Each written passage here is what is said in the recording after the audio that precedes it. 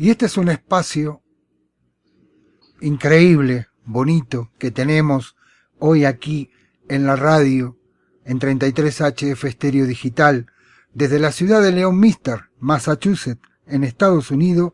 Estamos con Abuelita Ana, Divina Locura. En italiano es Divina Folía, algo que me encierra mucho y que ahora lo vamos a comentar con Ana. Le damos los buenos días, buenas tardes, buenas noches, dependiendo del sitio donde nos estén escuchando, y desde la ciudad de La Rioja, con nosotros Ana Ulela. ¿Qué tal, Ana? ¿Cómo estás? Hola, buenas tardes. En La Rioja es buenas tardes. Qué bonito poder estar contigo y poder charlar un ratito acá en el programa. Lo que necesitas es amor y Cambalache Internacional, lo que la verdad no esconde. Va a estar con nosotros siempre en 2 programas.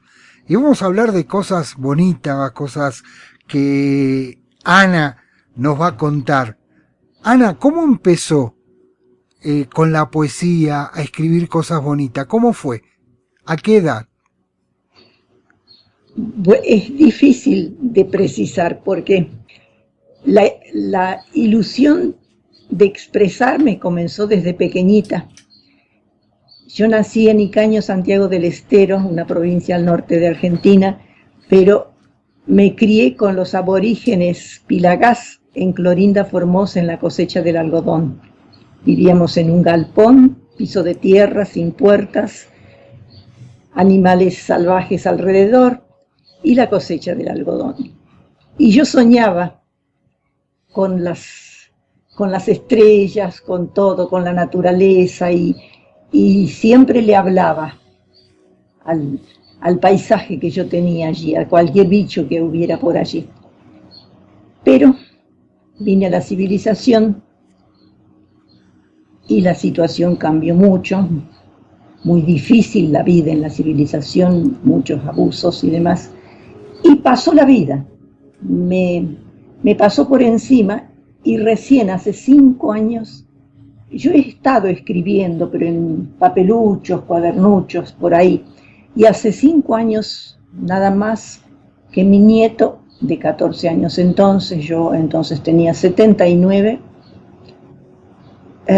me armó una computadora, una PC, y comenzó a ayudarme a escribir y a hacer mis videos y mis audios. Él me hizo los 100 primeros y luego me fue enseñando con suma paciencia hasta que aprendí a manejar todos esos elementos yo. Y así comencé, y tengo 480 y algo de videos en YouTube, no todos poemas míos, porque yo hago de muchas personas, les hago audios a muchas personas, o me mandan audios ellos y yo a veces le hago el video.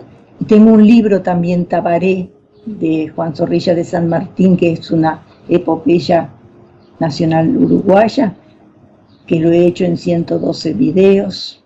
Me gusta mucho, o sea, me enamoré de esta tarea. Y cuando era pequeña yo empecé a leer, cuando ya vine a la civilización y pude estar en contacto con libros, me enamoré de 1 o 2 libros nada más, pero que me marcaron, que fue Platero y yo, de Juan Jiménez, sí, y Tabaré, justamente, que me enloqueció ese libro, y eso de pequeña, y ahora cuando lo pude hacer me volvió loca hacerlo, me encantó hacerlo, y mi nieto me buscaba las imágenes y me perfeccionaba los audios, era una emoción tremenda. Qué bonito. Tienes un apellido un poco particular. ¿Sabes el significado de este apellido? Ulesla es un apellido común en Checoslovaquia. Papá era checoslovaco y mamá. Es el apellido Ulesla, hay muchísimos Ulesla en Checoslovaquia. Así como hay Rodríguez, Fernández y Pérez en España, o acá en Latinoamérica, y Richardson, Davidson, Son en Inglaterra y en América, ¿viste? Hijo de. Y bueno, Ulesla. Y a mí me tendrían que haber puesto, cuando nací aquí, me tendrían que haber puesto Uleslova, porque a todas las hijas, a los varones tienen el apellido limpio del padre, pero las mujeres son Uleslova. Terminan en ova todos los apellidos de las mujeres en Checoslovaquia. Bueno, pero acá en la Argentina, como papá era Ulesla, no se pudo poner ese apellido porque acá no rige esa ley, así que quedé Ulesla. Claro, sí, era siempre la dificultad de poner un nombre o un apellido, ¿no? Que fuera difícil a pronunciar. Claro, claro. Inclusive Ana tenía que ser con doble N, y bueno, y no se podía porque la lista de nombres que se podían usar era limitado, así que bueno, fue toda una odisea. Pero nací en medio del monte, en medio del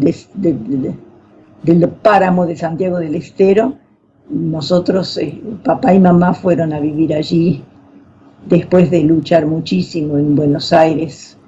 Trabajaron ellos vinieron en el año 25. Mamá vino con una hermana, mamá vino de 16 años, casi 17, con una hermana. Papá, vinieron separados, se conocieron aquí.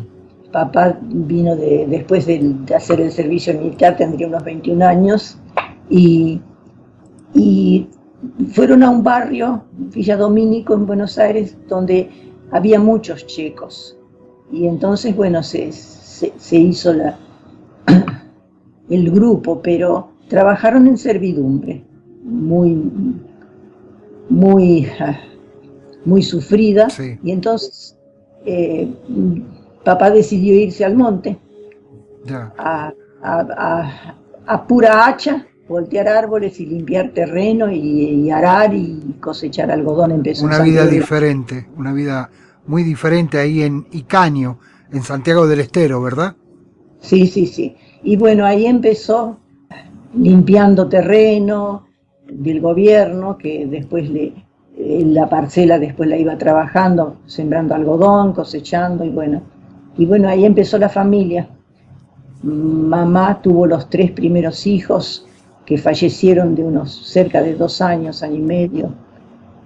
Luego nació mi hermana, luego yo, y recién cuando ya estábamos acá en la civilización, digamos a los 12 años, nació un hermano mío que falleció a los 42 años, lamentablemente. Ay, así que la vida de mis padres no fue una vida muy placentera, mucha lucha.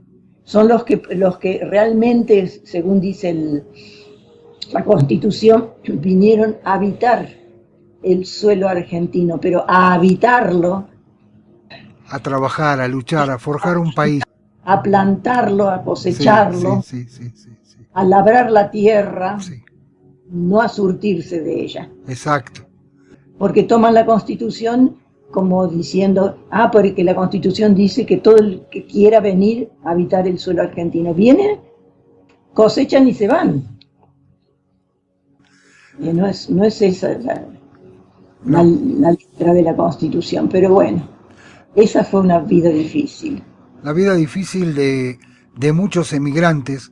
Yo desciendo de emigrantes italianos, de papá y mamá italianos que vinieron a Argentina en los años 40 y algo ya, o 50, ya no me acuerdo, y vinieron a luchar, a trabajar, a forjar y a levantar un país, a construir una familia, a levantar un país, como tu papá y tu mamá, que le debemos mucho a esa emigración trabajadora, esa emigración que quería un país rico, un país lindo, un país libre y soberano. Pero bueno, la historia, has visto tú, ha ido cambiando por etapas, ¿no? Y dentro de tu etapa, ¿qué recuerdas de tu niñez, de tu adolescencia? De mi niñez recuerdo mucho en Formosa. Yo era muy salvaje, tenía accidentes continuamente, imagínate, ahí había de todo tipo de riesgo y de peligro, así que yo me metía en todos los líos. Mi hermana, en cambio, era una rubia vikinga, ella era muy cuidadosa, siempre atenta a todo, se mantenía al resguardo, pero yo era muy salvaje. Así que tenía accidentes de todo tipo. Y sí, siempre yo, como te comentaba, le hablaba a los sapos, a las estrellas, a la laguna, a todo, y hacía mi propia literatura, pero quedaba en el aire. Todo lo que aprendí de bien pequeña fue con papá, que me enseñó a leer y a escribir, con un pizarroncito que no sé cómo lo hizo, y una tiza que habrá conseguido en el almacén de Ramos Generales, porque para ir al almacén tenía que ir en una volanta, o sea, es un carro tirado por un caballo, tardaba un día en ir y volver, hacía la compra del mes, y no sé, se iba una sola vez al mes. Y bueno, me enseñó a leer y a escribir, a matemáticas, todo, de modo que yo, cuando logré ir a la escuela a los 9 años, yo hice todos los 7 años de la primaria, lo que se llama la primaria, en 3 años. Porque yo sabía matemáticas, así, tenía una velocidad tremenda, tenía una imaginación tremenda, podía escribir, y cuando entré a primer grado dije, yo palotes no, rayitas no voy a hacer en el cuaderno. En primer grado hacía rayitas en el cuaderno, no, nunca. Me rebelé, me mandaron a dirección porque era salvaje, venía del monte. Y la directora, entonces, una mujer muy, muy inteligente, porque enseguida me dio vuelta y charlando conmigo, entendió que ella me tenía que ayudar, y gracias a ella yo fui rindiendo, y directamente pasé muchos años, y yo entré directamente a un tercero, digamos. Y después, cuando me fui, nos fuimos a vivir a Córdoba, luego a las sierras de Córdoba, a Huerta Grande, y allí volví a rendir otro año libre, así que terminé haciendo 3 años. A los 11 años terminé la primaria y empecé la secundaria. Qué increíble.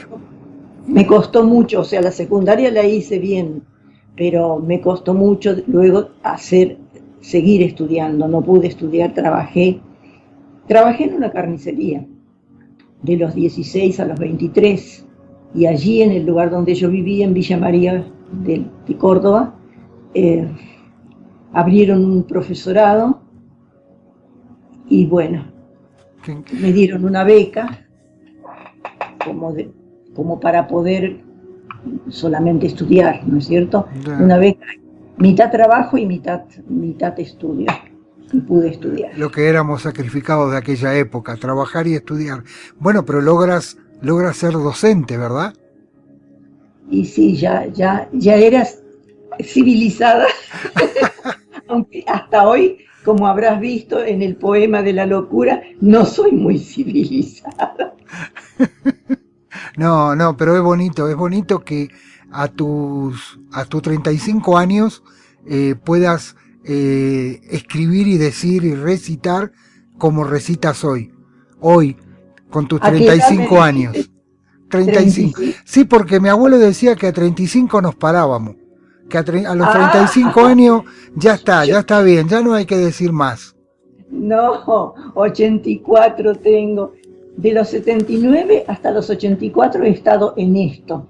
Yo antes he leído mucho, pero tengo una biblioteca muy grande, y a lo largo mientras estudiaba, yo iba comprando cuando podía, y luego me regalaban las editoriales muchos libros, y después estudiando también compraba mucha literatura, pero si tú me preguntas algo, me va a ser muy difícil, porque al tener las 3 isquemias cerebrales que tuve, yo tengo que mirar el libro, tenerlo en la mano, abrirlo, para poder recordar algo del libro.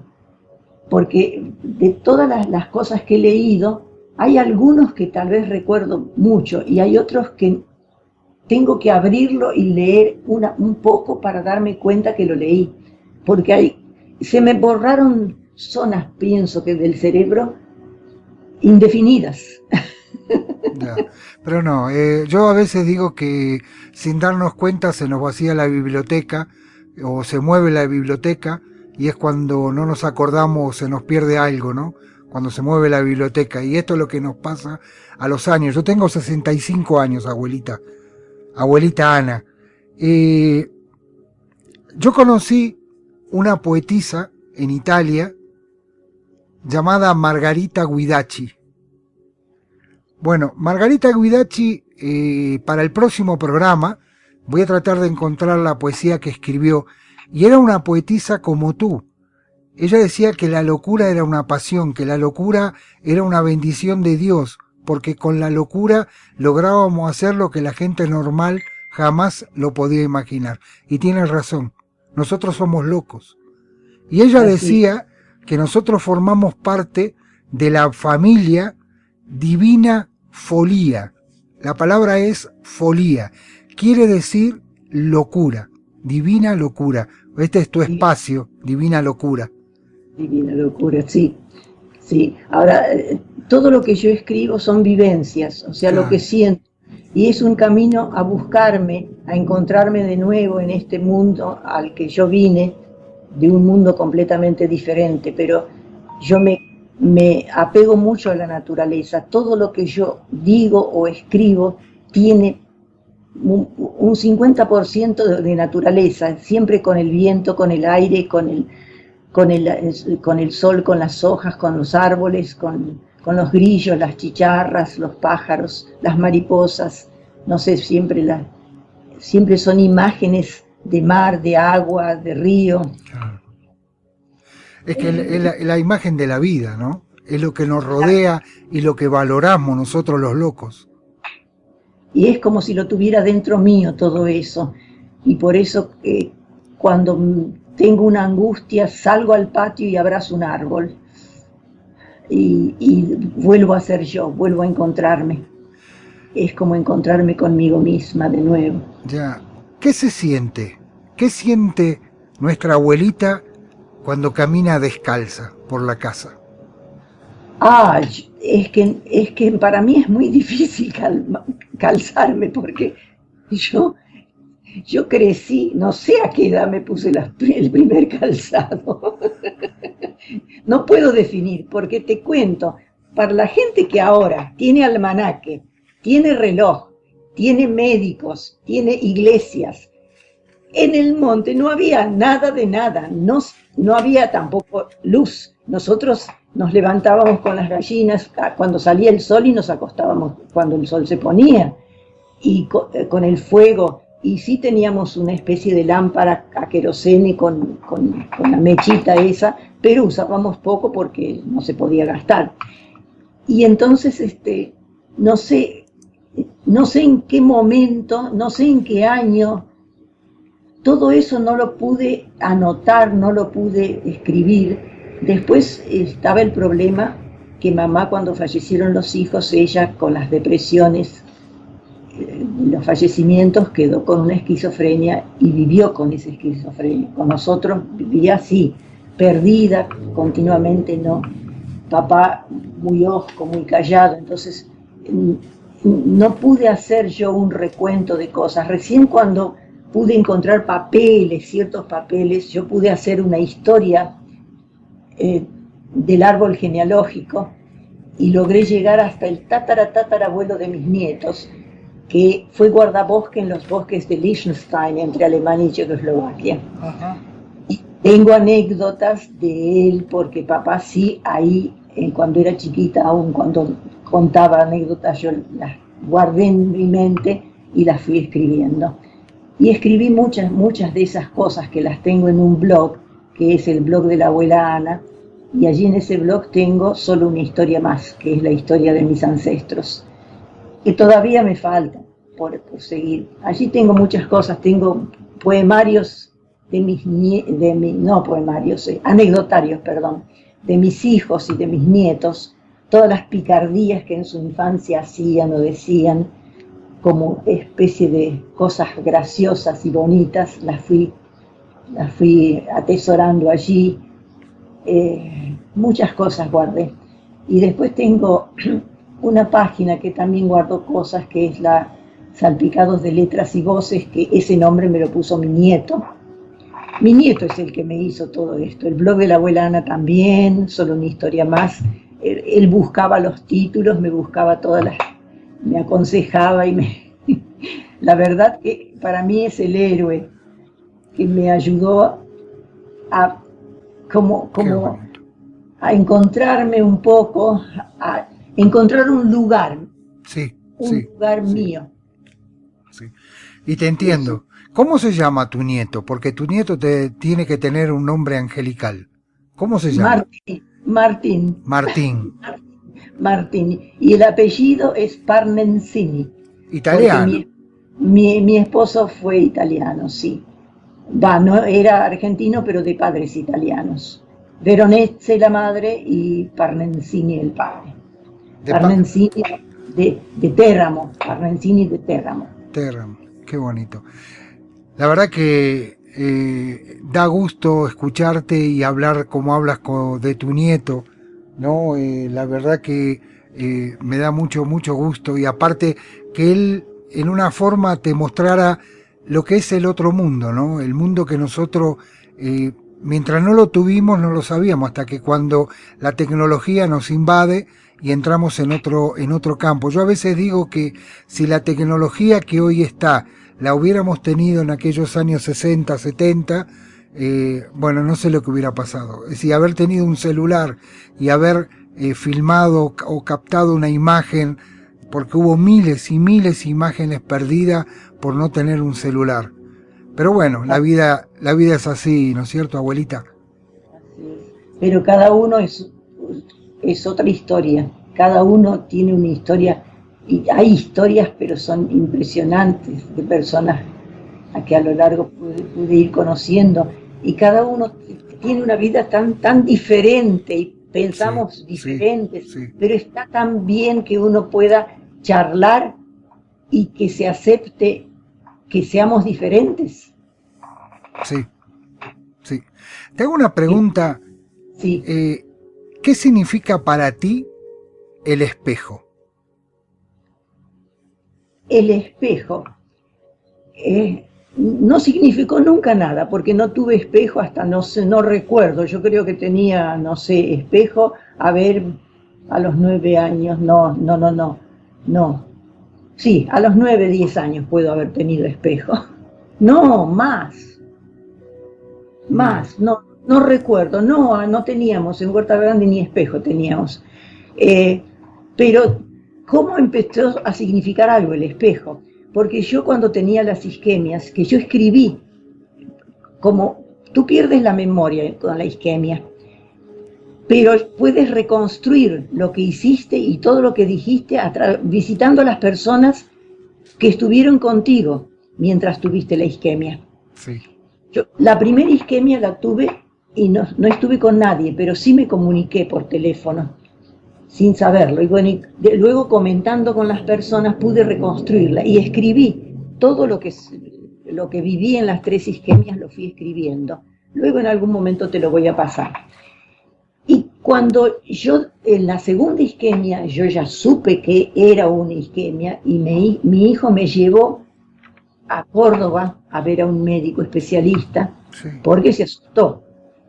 Y el médico me dijo que no me preocupara, que muy difícil que se volviera a repetir. Y yo en ese entonces no sabía que había tenido la primera. Después me di cuenta con el tiempo que lo que ocurrió en la primera fue una isquemia también. Y el médico me dijo que no me preocupara, que es medio difícil que tuviera otra, y tuve otra, pero bueno, no importa, el médico no puede prever todo. Y me dijo que era una amnesia global transitoria, que no me preocupara, que me iba a ir recuperando, y bueno, que trabajara mucho con el cerebro y todo lo demás. Y la primera me dio en el 2002 más o menos, en 2008 por ahí la otra, 2007, 2012 la última. ¿Y qué pasaba? Cuando después volví yo, me dio una tercera en el 2012 y allí fue cuando empecé con el espejo, porque yo decía, si yo pierdo la memoria no voy a saber quién soy y tampoco voy a reconocerme, no voy a ver mi rostro porque no voy a saber que esa soy yo. Entonces empecé a retratarme en el espejo y me sacaba fotos y las fui guardando. Qué bonito. cada tanto sacaba fotos en el espejo y las guardaba, decía, y me ponía la fecha y veía, de modo que si volvía a perder la memoria y ya me quedaba desmemoriada, yo pudiera ver las fotos y ver que esa persona que ahora era la que antes había sido. No, qué bonito.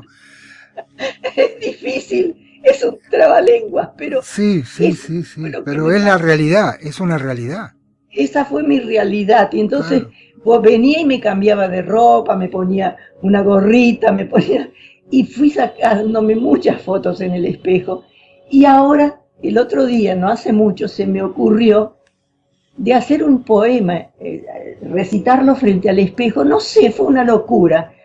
Y lo hice descalza y después me causó gracia y dije, tengo tantos amigos y amigos muy, muy, muy, muy buenos conmigo que me entienden y no se enojan nunca conmigo, algunos muy raros se enojan. Y digo, se los voy a pasar para que lo miren. Y les encantó Sí, sí, eso de sí, la sí. locura. Les gustó y empecé a hacer más. Y pienso hacer a la abuela Ana frente al espejo, descalza frente al espejo. Ya puse una en YouTube, un poco rústica, ya la voy a ir perfeccionando, porque Manuel de la Radio Crisol me dice, ah, Anita, lo que pasa es que moves mucho el celular, tienes que ponerlo horizontal, acostadito, y después ponerlo fijo en algún lugar para que no se te mueva, porque baila mientras vas recitando. Bueno, pero yo digo, no importa, porque mis primeros videos también fueron así rústicos, mi nieto tampoco sabía editar muy bien, y además los elementos que yo tenía, la voz me salía, no me salía muy bien, el volumen no era muy bueno, la música tampoco. Fuimos mejorando, no digo que tampoco mis videos son como los videos que aparecen en YouTube y que tienen millones de seguidores. Tengo 272 suscriptores nada más. Sí, pero estás en el corazón de muchísima gente. Hoy te está escuchando mucha, mucha gente. Hoy están conociendo, están descubriendo lo que es la abuelita Ana. Y esto ¿Sí? es muy importante. Antes de cerrar esta, ¿cómo se dice? Primer programa tuyo, tu espacio, porque este va a ser tu espacio donde puedas decir, expresar lo que tú quieres. ¿Qué cambió en la abuelita Ana en estos 9 meses de pandemia? En el sentido, ¿descubriste algo nuevo mientras estamos ahora con el COVID-19, con el coronavirus? ¿Hay algo que has descubierto que antes no veías? Bueno, te digo que el primer momento entré en una especie de pequeña depresión, porque yo soy muy salvaje, muy de ir, de tirarme al río, de tirarme al agua, de nadar, siempre he andado en bicicleta, a mis nietas les he enseñado a andar en bicicleta, a nadar, todas esas cosas. Entonces, estar encerrada e inútil, me entré en una especie de depresión, arrastraba los pies, tartamudeaba, y me asusté, dije, esta no es Ana. Y Ya. dije, ¿qué hago? Bueno, entonces empecé a levantar, me levantaba siempre temprano, pero dije, bueno, voy a salir a caminar temprano, total no hay nadie en la calle. Y empecé a salir a caminar temprano de mañana y a la nochecita, cuando no hay nadie acá por las calles o hay muy poca gente, uno se cruza la calle y listo. Y empecé a caminar y firme, firme caminaba bastante tiempo, media hora, por unas 10 cuadras a la mañana, 10 cuadras a la tarde, si podía más. Yo antes caminaba mucho más, 3, 4, 5 kilómetros, bueno, pero ahora no me animaba tanto. Y me repuse. Cuando me repuse empecé a mirarme para adentro y dije, si la Ana que yo era batalladora, nunca se dejaba vencer con nada. Entonces tampoco ahora. Y lógicamente seguí con todas estas cosas y traté de hacer más cosas y me metí en más cosas y me amplié la cantidad de personas, de radios y de audios que hacía, de videos. Y empecé a pensar que lo que yo estoy haciendo y lo que toda mi vida hice, descubrí que yo aprendí a reciclar toda mi vida, a reciclar todo lo roto que yo alguna vez tuve, todos los abusos, todas las cosas feas, yo las transformaba en energía. Qué bonito. Era como si fuera impulsora para hacer algo positivo. Hasta la bronca era el combustible para arrancar y salir adelante. No permitirme estancar nunca. Entonces salió la salvaje, la que se peleaba con los gatos monteses. Estoy agradecido, bendecido de tenerte aquí con nosotros en 33HF Estéreo Digital desde la ciudad de Leominster, Massachusetts, en el programa Lo que necesitas es amor, en el programa Cambalache Internacional, Lo que la verdad no esconde, que seas parte de esta familia y agradecerte, invitarte ya también para el próximo programa. Tenemos preparada una poesía, la poesía que tú has escrito y le hablas al espejo, ¿no? Esa la de la locura. Con esto nos vamos a despedir. Agradecerte y gracias por aceptar, por estar con nosotros. Para mí es un honor tenerte, te dije antes, mis abuelos paterno, materno fallecieron en Italia, así que no tengo esta suerte de tener de nuevo y soñar con que tengo ahora una abuelita que se llama Ana. Y gracias por estar con nosotros, abuelita. Bueno, gracias a ti y te adopto como nieto. Qué bonito.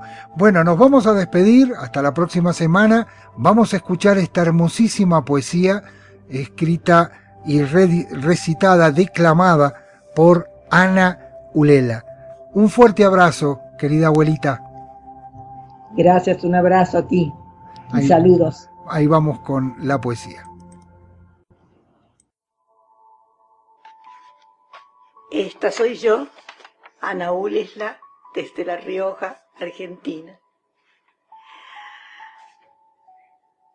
Una extraña niebla me ha envuelto y camino descalza por las calles, con el pelo revuelto al viento y riendo a carcajadas. Corro con el viento, que con remolinos de hojas secas me recorre bajo la piel, y nada me detiene. El viento me empuja, los pies se deslizan por el suelo caliente, y solo me detengo a abrazar los árboles y reír a carcajadas y gritar que soy feliz, soy feliz. Como si 1000 demonios me hubieran emborrachado de alegría.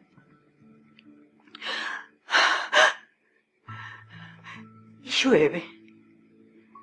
Y no importa. Y el viento azota ahora mis espaldas. Y echo a volar.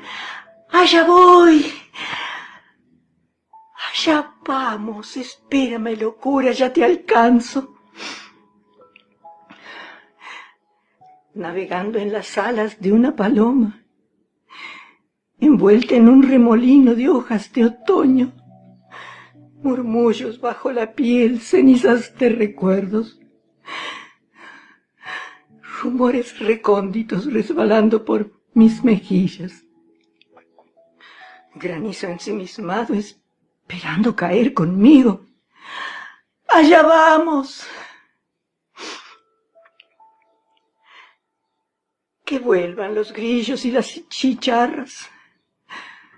Quiero mariposas en mis ojos, golondrinas en mi pelo y alondras en mis oídos. Allá vamos, locura, espérame.